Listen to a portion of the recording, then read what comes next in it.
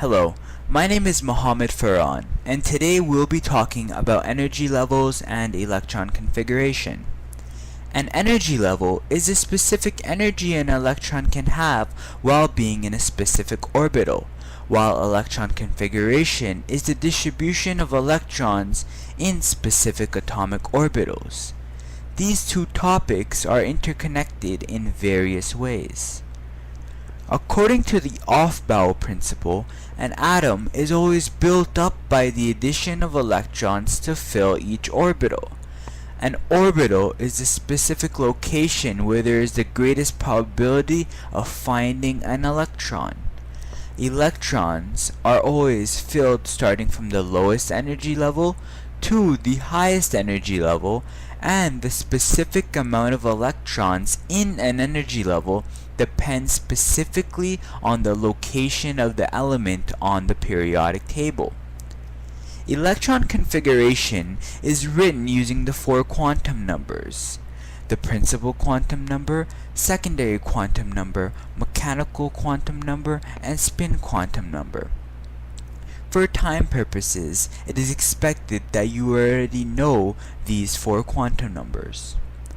On the periodic table, energy level number 1 has the lowest energy and consists of the s orbitals only, named the 1s orbital.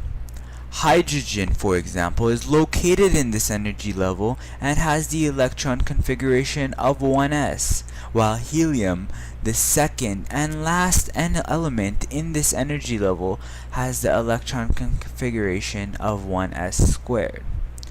Energy level number 2 has 4 higher energy orbitals, the 2s orbital and 3 2p orbitals. All elements in the second energy level come with a filled 1s orbital, and then as they move from left to right throughout the periodic table, their 2s and 2p orbitals start to fill up. Each orbital can fit 2 electrons with opposite spins. Hence, elements in the period 2 can have a maximum of 8 electrons.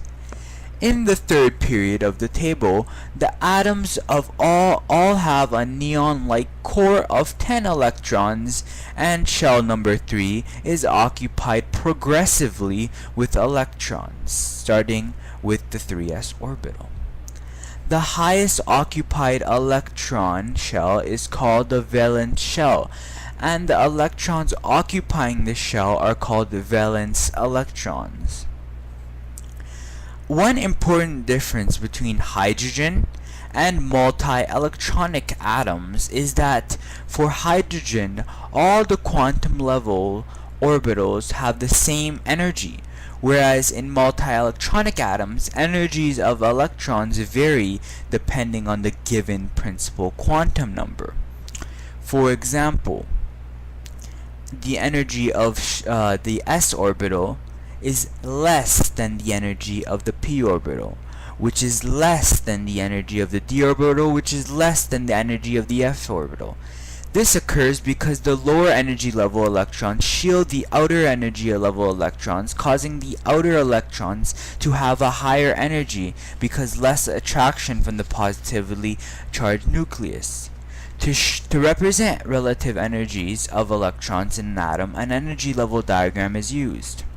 For an atom with unfilled orbitals, the most stable energy level is achieved when electrons occupy separate orbitals with the same spin. For example, the nitrogen atom comes with a filled 1s orbital, its 2s orbitals fill up, and each 2p orbital fills with the same spin before doubling up.